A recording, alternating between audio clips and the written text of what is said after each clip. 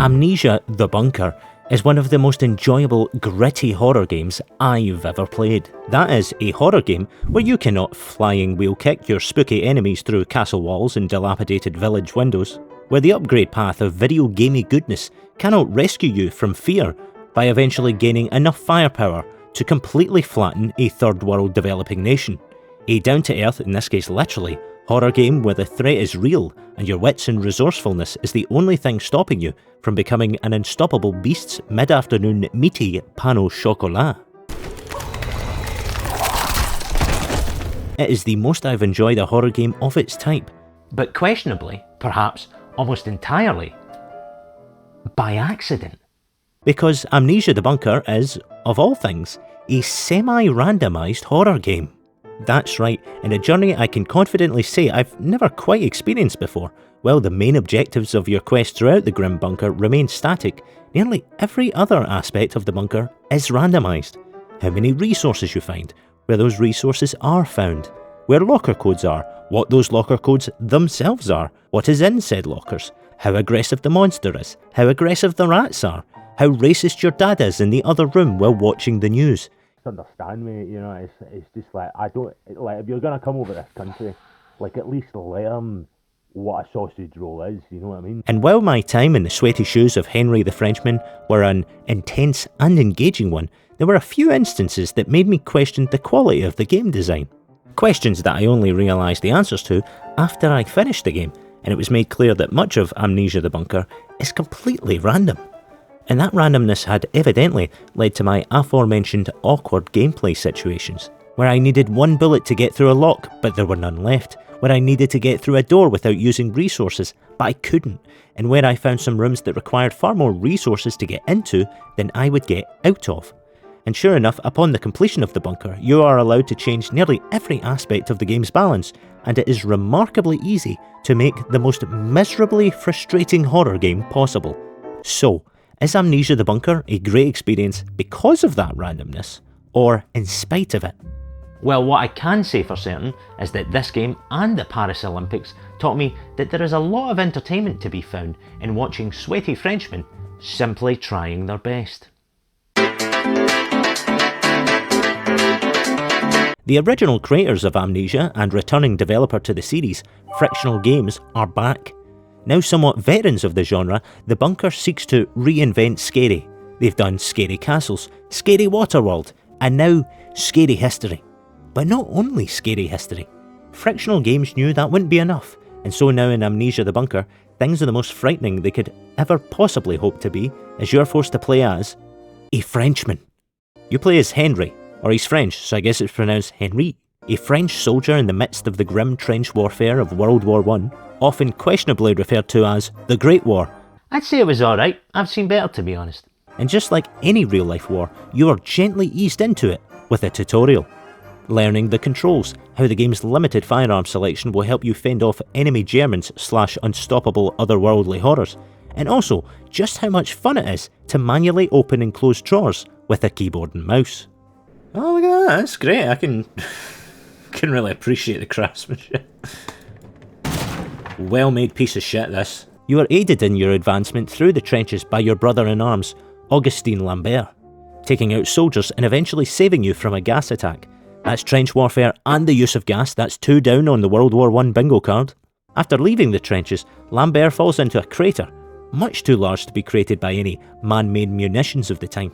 Henry somehow manages to scale down this near 30-metre deep chasm, aid Lambert, then even more puzzlingly, get both himself and his squad mate out of said crater in what I can only imagine was an amazing early 20th century acrobatic feat of Spider-Man-like proportions. Inevitably, however, there is no true escape from war, and while fleeing the Germans you are unable to avoid injury.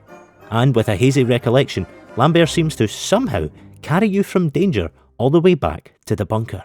An unspecified amount of time later, you awake alone in the bunker and without your memory. You could very well say that you have amnesia. In a bunker. Amnesia: The Bunker, now available on Steam. And this is where the game's direct storytelling ceases until the finale.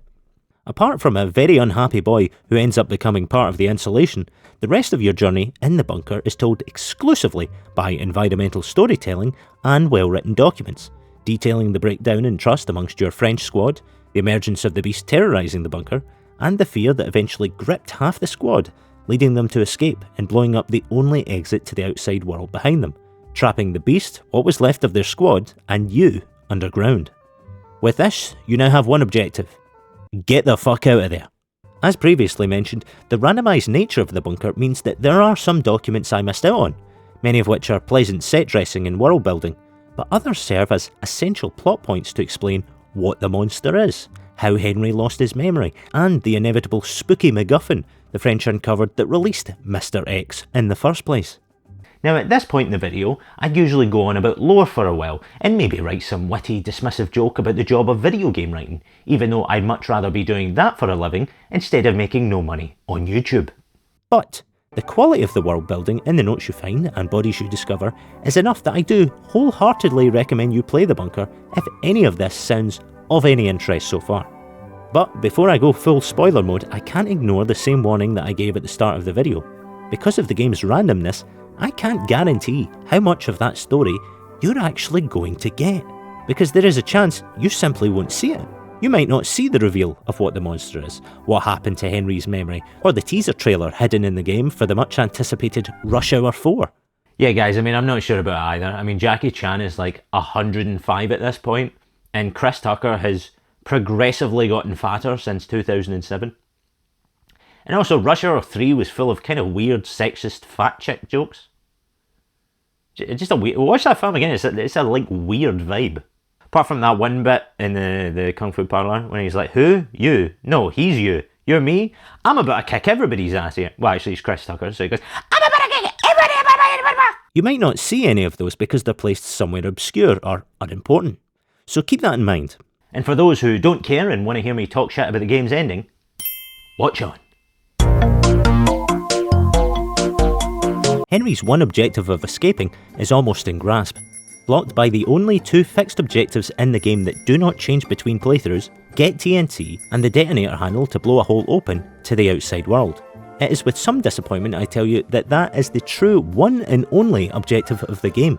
Once you find those two objects and blow open that tunnel, you will have a final interaction with the monster, and then be on your merry way back to the wonderful world of chemical warfare and massive loss of human life. I've talked before about how much just a little bit of uncertainty can spice up a story. A wrench in the works here or there that knocks your protagonist off course, forcing them to adapt to a new situation they weren't prepared for. And while there is some satisfaction to knowing your escape is always so close yet so far, I was underwhelmed to find out there wasn't a greater obstacle for Henry to uncover behind that crumbling wall of earth. But before the eventual escape, you find out much about your situation in the bunker. The first few notes I found from Henry were somewhat not fantastically voice acted. Okay, you know what, actually, no, I take that back. On second listen, the voice acting sounds absolutely fine. I think what it is I just think French people sound a bit funny. To which I can only say, pardonnez-moi. Where Henry expresses suitably vague regret for quote-unquote what he had done, and hoping that his squad would never find out. Followed soon thereafter with another vague note about Henry was going to do something kind of drastic sounding. It wouldn't be a horror game if people didn't write down their feelings without describing what the fuck they're talking about. Moving on, I was soon able to gain clarity for the confusion I felt in the game's prologue. After Henry got shot down by the Germans while saving Lambert, how was he somehow able to save his friend, untouched, while retreating from a wall of German gunfire? Well, several notes from fellow soldiers express a similar confusion. A note from Lambert himself describes that, despite his fall, he had never felt better and stronger. And an even more puzzling note describes that after the two men's return, Lambert disappeared for several days before appearing unscathed out of the blue, with no explanation of where he had been.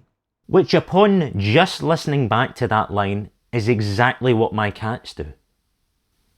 This was the first point in the game where I realised that the end of the prologue and your awakening in the bunker do not occur immediately after one another. And I don't know whether the developers meant for that to be obvious or not, or the fact that it isn't obvious is even a detriment or not to the story. I may be missing important details here, but it would appear that about a week of time has passed between your arrival at the bunker and the whole alien isolation thing you're kinda going through. Okay, I'm gonna run. And from the descriptions of Lambert's unexplained absences and his new unfounded virility, it sounds like the creature may very well be him. Or perhaps he has a newfound obsession with G-Fuel, the fuel for gamers, and has become an unstoppable force of both physical and sexual prowess. He is French after all. Why Henry seemed to express regret in his notes is still a mystery to me at this point, but we move on regardless. Exploring various areas of the bunker to gain resources, passwords, information, and restore power to essential locations of the underground base. Eventually, Objective 1 is complete, as I managed to scrounge TNT from the explosive depot after a few none too happy monster encounters. See ya, motherfucker! And then I moved on in search of the detonator, which, without complaining too much, took way too long, and I think it could be mainly blamed on the game's objective system. That is, the only objective of importance is to leave, and to leave you need to get TNT and the detonator plunger. But to get those, you need to find other several key items. The game never explicitly tells you via objective markers what those items are, or that they exist.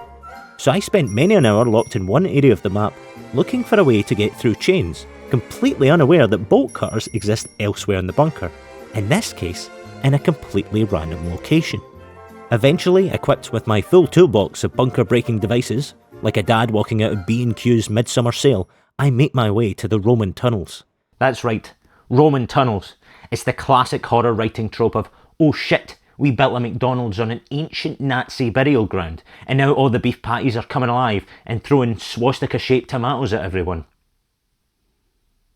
You know, that old number.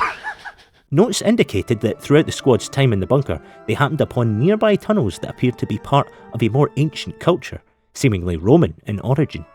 One soldier in particular expressing an infatuation with the lifestyle he's discovered down there. Like when my little cousin, who didn't know he was gay yet, discovered musical theatre and proceeded to lose his fucking mind. This is where the game's story really sparks a both pacing and atmospheric high point for me. Upon properly entering the tunnels, you find a note from the aforementioned musical theatre fanboy, who, in discovering his new worldview, has ripped out his own eyeballs and left them behind for you to practice stone skimming skills. Oh, eyeballs! Fucking love eyeballs. Nice. Journeying deep into the tunnels, the air becomes thick with a ghostly blue fog, and mysterious chanting begins to fill the air. There is someone nearby. But you are not in threat from the monster. It would seem even the shit going on down here is too much for that guy. Travelling deeper still, phantoms begin to fill the air, which I guarantee will freak the fuck out of you before you finally run into our eyeless gentleman, before you realise he has a shotgun. Carefully navigating the fog, you can avoid the, I think fair to say, somewhat disturbed fellow and find the detonator handle. But if you access your innermost Metal Gear Solid and get off a good shot, peace, quiet and a brand new shotgun will be yours. But before you leave, travelling through the furthermost part of the tunnel will lead you into a familiar sight. The crater from the beginning of the game. While shown in the prologue, it's only really obvious under the light of day that the water you gave to Lambert is anything but normal. It glows blue like the haunted fog of the tunnels and is penetrated by unnatural rock formations. And then, very pleasingly, it clicked for me. Whatever G-Fuel madness this blue shit is, turned Lambert into the beast. The power it gave him just minutes after his consumption was enough to rescue you from a hail of gunfire and get you home. It filled him with unnatural power, enhanced resistance, and no doubt some questionable political opinions that led to his disappearance for days without explanation and his eventual christening as the boogeyman of the bunker. Henry's notes of regret make sense now.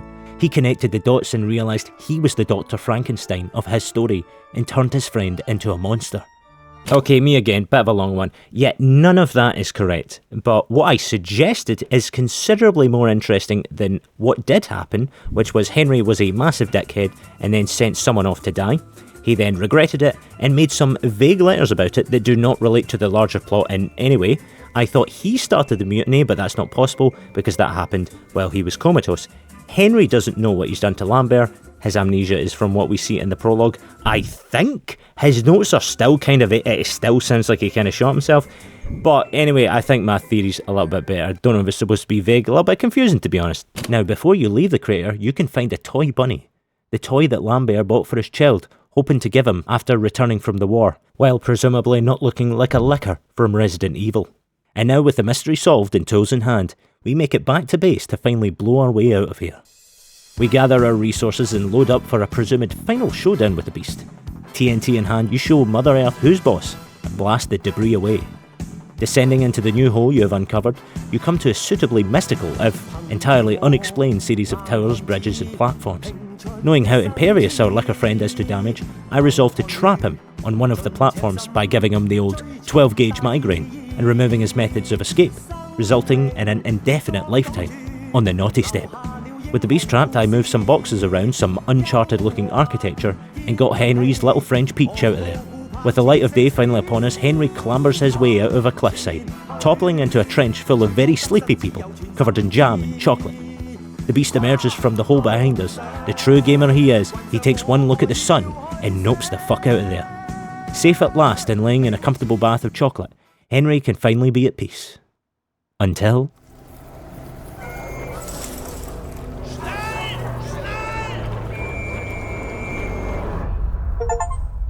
And that, my friends, is the story of one little Frenchman with countless mental health issues to come. I have to say, I get what they were doing with this bleak ending. War is hell, and Henry escaped one circle of it just to end up back where he started. But I do feel specifically robbed because I chose not to kill the beast. My thought was the reward for not killing Lambert, for seeing the humanity left in him, was that when he escaped, he would distract, maybe even run towards the German troops. And the scuffling sounds you hear in the distance is the one beacon of hope Henry has to escape the war. He spared his once friend and is rewarded with the beast massacring the German troops, giving him just enough time to flee. I think that's pretty good, right? What do you think? Please let me know in the comments below so people actually watch this video. My version is still a bit bleak and vague, matching the tone of the game and also horror media in general, but it's got that little glimmer of hope. That glimmer I expect to see even more so when I discovered the toy bunny. So, unsatisfied as I often am with video games, back I went. Back at the final tower gauntlet, I threw the toy bunny to the ground like a shit-eaten little 7-year-old who wanted an iPad for Christmas instead. And sure enough, the beast stops. Infatuated by this adorable fluffy creature that you can't even play Fruit Ninja on. I have to concede, it's impressive how much these little things can affect you. In this moment, I felt genuine pity. Seeing this unstoppable killing machine finally demonstrate a little bit of humanity. My old friend is still in there. Now that you have killed the unkillable, the whole place starts Indiana Jonesing and collapsing. Puzzle boxes? Screw that, the wall is crumbled anyway. And once again you crawl towards the light to find...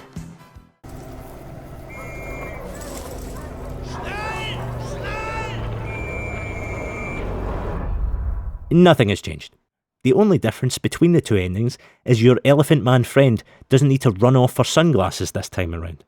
And that is so disappointing. Storytelling doesn't have to be complicated.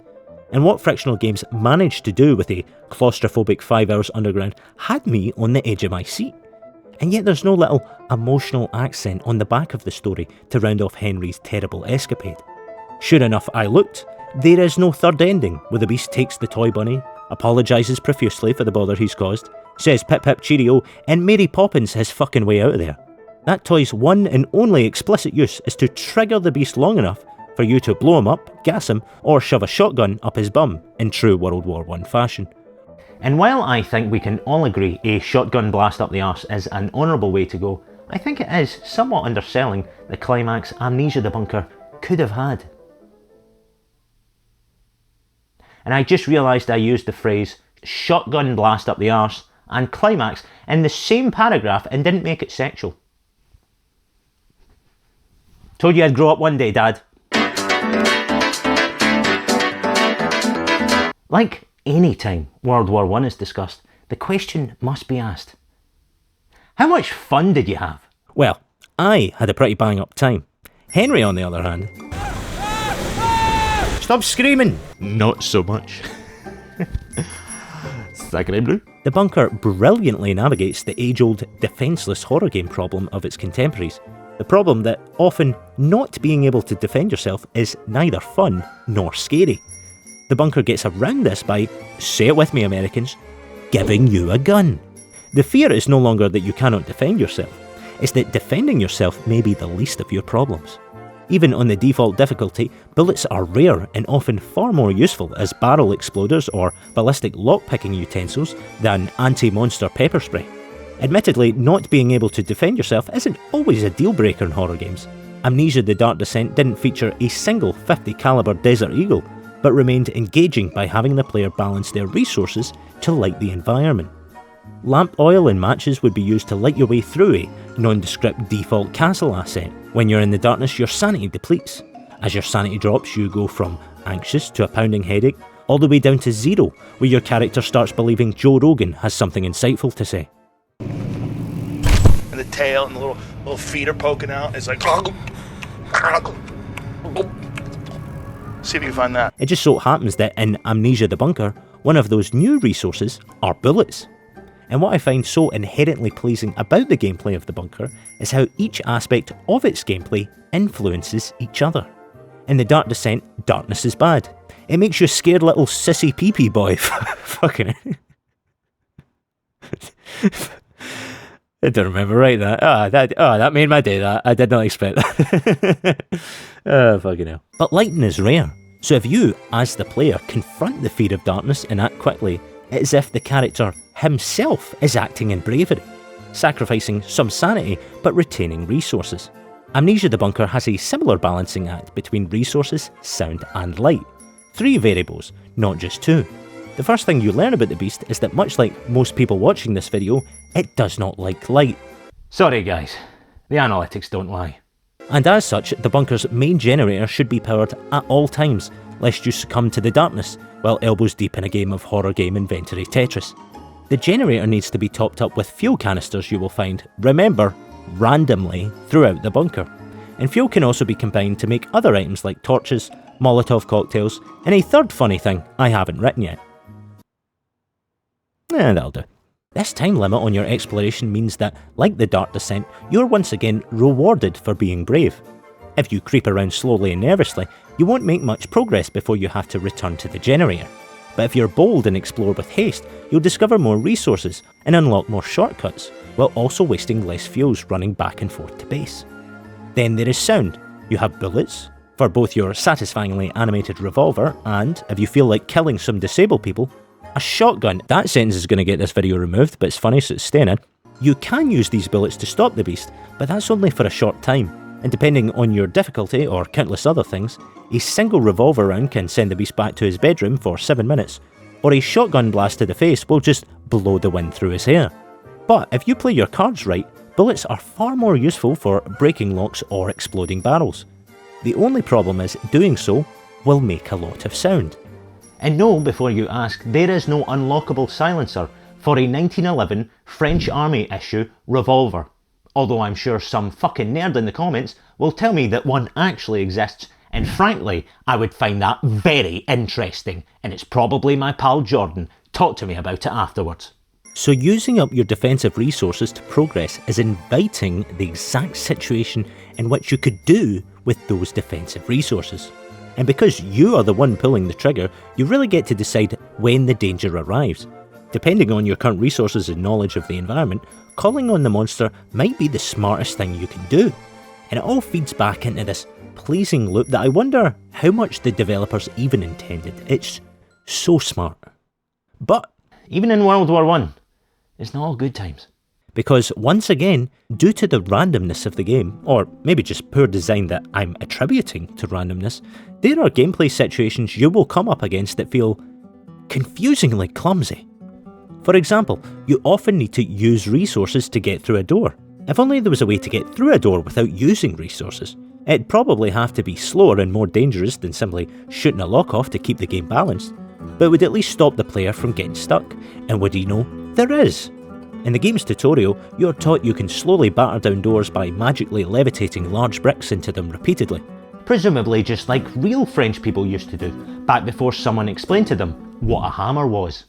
But, as useful as that would have been at multiple times in my playthrough, I did not once, ever, run into a big old brick that I could have used to progress. Then there's balance issues that didn't ruin my experience but just built up as annoyances over 5 hours. Like how the cool little Beyblade thing you have as a light source generates more light and lasts longer the more you let it rip. The downside being it makes more noise, but it's not obvious when you've reached max charges and are just making noise for no reason. Which was originally what my YouTube channel was going to be called. That was an improvised self-dunk, cause I don't respect myself. Or that you have a pocket watch that syncs to how much time you have left on the generator. Except these numbers on the pocket watch do not correlate to real time. How quickly the fuel drains is down to difficulty. So 20 minutes of fuel time on the pocket watch is maybe 5 to 7 minutes of real time. I never really got a feel for it. Or the torch you can make with 3 different resources that lasts about 40 seconds. Or the gas mask that you can equip in the tutorial that seems to be a part of the game, but I never saw it again. Okay, how you doing? So, hilarious fun fact, I made a little bit of a goof here. So I found out while I was looking for footage, the gas mask is in the game, and it was just sitting in a random locker I had already opened hours ago and didn't notice it was there. So the gas mask is in the game. I just had a hashtag silly gamer moment. The rest of the girls at the crochet club are going to be laughing about this. Or the fact the shotgun is found after finding the TNT detonator, which is the second and final objective I completed, meaning I had this amazing new form of defence, an overpowered door opener, for a grand total of 20 minutes. Everything is random. So random that you'd think it'd make for a really replayable experience. But the 2 main objectives of the game are fixed, as is the layout of the bunker itself. A knowledge of the bunker is what drives you forward as the player. You cannot Leon S. Kennedy QTE your way past the monster, but once you learn where every hallway leads, clambering your way through the darkness is no longer nearly as frightening or exciting. So on a repeat playthrough, everything will certainly feel a bit different, but you will still, ultimately, be doing the exact same things. And if there's anything my short time experimenting with some of the many parameters the game lets you fiddle with post-credits, you can create an absolutely miserable experience. No light, no bullets, starting with no gun, the monster will home in on you if you so much as blink from 9 rooms away, and it just goes on and on and on. And it also makes, for me, a really strange game to review.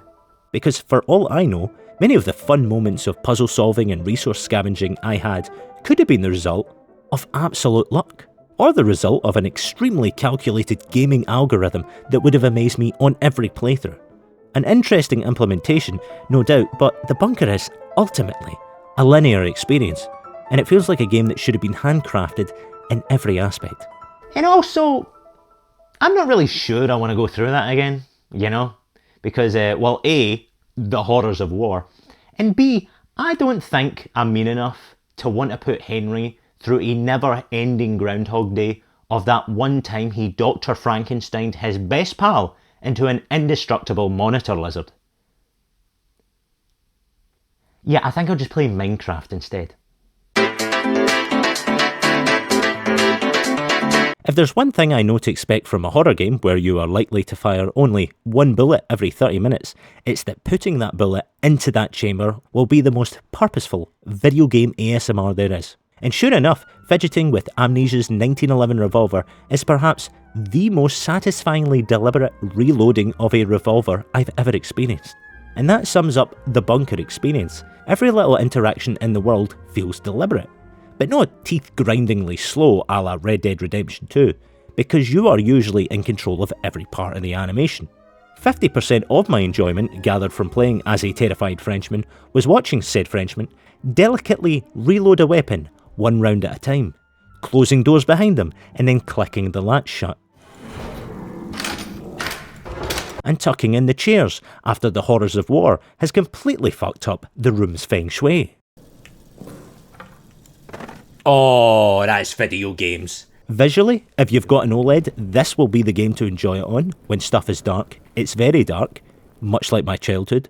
Also, okay, that's like the second improvised self-own of the recording session. What was it about that particular session? I was like, you know what? See this Jordan guy? See this fucking Jordan guy? With his 1,400 subscribers. I've got fucking... Oh, my hips are not that mobile. Unfortunately, it does not have HDR, but the performance is great, and there are mods you can install to change the lighting or play the most sluggishly impossible version of E1M1 you've ever seen. Like I mentioned earlier, the smattering of voice acting in the game is not great, but the main character is suffering from brain trauma, so we'll just call it lore accurate voice acting. That's one of the funniest lines I think I've ever written. That's funny. Overall, Amnesia the Bunker, majorly spoopy, and 90% of it is ambient atmosphere and not jump scares. Which is a win in my book, because making your game scary with jump scares is the equivalent of putting a guy behind my TV to peek around the corner every now and again and go, "Did I get you?" I am proud to discover that the subgenre of defenceless horror that Amnesia the Dark Descent kicked off all those years ago is not just a streamer's best friend, but a genuinely engaging take on the horror genre that puts atmosphere and resource management over spinning roundhouse kicks and sexy Asian ladies. Although don't get me wrong, there's a time and place for everything. The Bunker is simple, yet engaging, scary through atmosphere and not cheap jump scares, and makes the simple sensation of rearranging furniture exceptionally satisfying. Setting a great example for monsters everywhere, showing them you can kill whoever you like. Just clean up after yourself, for God's sake. However, it also lies in the weird limbo dimension of being a great video game with randomisation, impossible to tell if the game is good because of that randomness, or in spite of it. So, while Amnesia the Bunker is an easy recommendation for horror game fans, and a delightful middle ground between the action horror of a Dead Space and the boring as all fuck horror of a Still Wakes the Deep, video still available, terms and conditions may apply, it is with a most confusing caveat that I must say, Amnesia the Bunker is a fantastic horror game, but you might absolutely hate it. If you're lucky enough. Amnesia the Bunker gets one sweaty Frenchman and a papier-mâché xenomorph. Out of 10. Yeah, put a little funk on it this time when you think of that. And hey ho Margaret, that is the spooky adventures of Henry Clermont, the World War I soldier who is never going to sleep ever again. I hope you all enjoyed the video. This video, the production of this video, the playing of this game, was streamed on Twitch. I have about 30 followers. And if you want to keep track of the games that I'm playing, give it a wee follow, set a notification. I don't stream very often because, like I said, I only have 30 followers, but it's always great to have people around, and it was a jolly old time.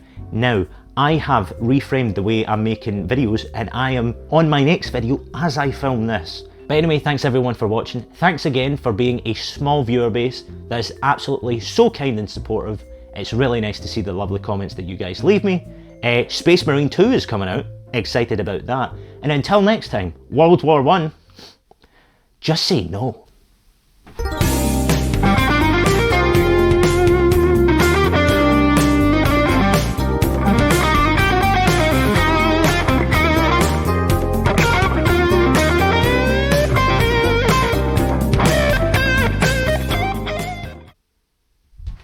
Love it.